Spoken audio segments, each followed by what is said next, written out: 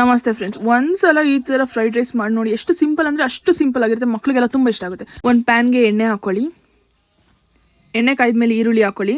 ಮಕ್ಕಳು lunch ಬಾಕ್ಸಿಗಂತೂ ಮಾಡಿಸಿರೋಂಥ recipe ಇದು. ಹಸಿಮೆಣ್ಸಿನ್ಕಾಯಿ ಹಾಕೊಳ್ಳಿ. ಸಾಫ್ಟ್ ಆಗೋ ಥರ ಫ್ರೈ ಮಾಡ್ಕೊಳ್ಳೋಣ ಸ್ವಲ್ಪ.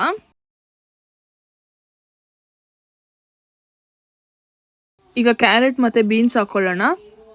ಮಕ್ಕಳು ಏನಾದರೂ ತರಕಾರಿ ತಿನ್ನಲ್ಲ ಅಂದರೆ ಈ ಥರ ಹಾಕಿದ್ರೆ ನಿಜವಾಗ್ಲೂ ಮಕ್ಕಳು ಇಷ್ಟಪಟ್ಟು ತಿಂತಾರೆ. ಅಷ್ಟು ಚೆನ್ನಾಗಿರುತ್ತೆ. ನೀವು ಕ್ಯಾಪ್ಸಿಕಮ್ ಇದ್ದರೆ ಕ್ಯಾಪ್ಸಿಕಮ್ ಕೂಡ ಯೂಸ್ ಮಾಡ್ಬೋದು. ಈಗ ತರಕಾರಿ ಹಾಕೊಂಡಾದ್ಮೇಲೆ ಚೆನ್ನಾಗಿ ಫ್ರೈ ಮಾಡ್ಕೊಳ್ಳೋಣ.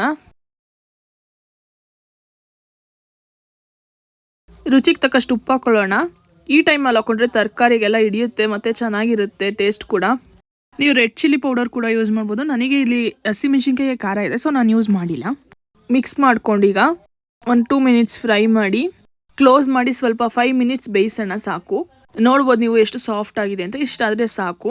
ಮತ್ತು ಈಗ ಶುಂಠಿ ಬೆಳ್ಳುಳ್ಳಿ ಪೇಸ್ಟ್ ಹಾಕ್ಕೊಳ್ಳೋಣ. ನಾನಿಲ್ಲಿ ಮನೇಲೇ ಫ್ರೆಶ್ ಆಗಿ ಮಾಡ್ಕೊಂಡಿರೋದನ್ನ ಹಾಕ್ಕೊಂಡಿದ್ದೀನಿ.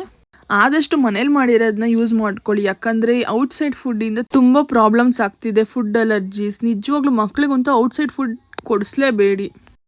ಫ್ರೈ ಮಾಡ್ಕೊಳ್ಳಿ ಈಗ ಚೆನ್ನಾಗಿ. ಅದನ್ನು ನೋಡಿ ಬೆಂದಿದೆ. ಚಕ್ಕೆ ಪುಡಿ ಹಾಕ್ಕೊಳ್ಳಿ.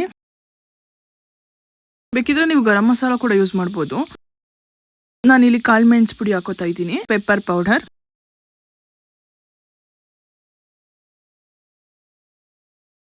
ಮತ್ತು ಕೊತ್ತಂಬರಿ ಸೊಪ್ಪು ಹಾಕೊಳ್ಳೋಣ. ಈಗ ರೆಡ್ ಚಿಲ್ಲಿ ಸಾಸ್ ಹಾಕೊಳ್ಳೋಣ. ನಾನಿಲ್ಲಿ 2 ಸ್ಪೂನ್ ಹಾಕ್ಕೊಂಡಿದ್ದೀನಿ. ಮತ್ತು ನಾನಿವಾಗ 2 ಸ್ಪೂನ್ ಸೋಯಾ ಸಾಸ್ ಕೂಡ ಹಾಕೋತಾ ಇದ್ದೀನಿ. ಈಗ ಮಿಕ್ಸ್ ಮಾಡಿ ಓನ್ಲಿ 2 ಮಿನಿಟ್ಸ್ ಬೇಯಿಸಿದ್ರೆ ಸಾಕು. ಅನ್ನ ಹಾಕ್ಕೊಳ್ಳೋಣ. ಅನ್ನ ಹಾಕ್ಕೊಂಡು ಚೆನ್ನಾಗಿ ಮಿಕ್ಸ್ ಮಾಡಿದ್ರೆ ನಿಜವಾಗ್ಲೂ ಸೂಪರ್ ಆಗಿರೋ ಫ್ರೈಡ್ ರೈಸ್ ರೆಡಿ. ಈ ಥರ ಸಿಂಪಲ್ ಆಗಿರೋ ಫ್ರೈಡ್ ರೈಸ್ ಟ್ರೈ ಮಾಡಿ ನೋಡಿ. ಮಕ್ಳಿಗೆ ತುಂಬ ಇಷ್ಟ ಆಗುತ್ತೆ. ಇಷ್ಟ ಆದರೆ ಫಾಲೋ ಮಾಡಿ, ಸಪೋರ್ಟ್ ಮಾಡಿ. Thank you.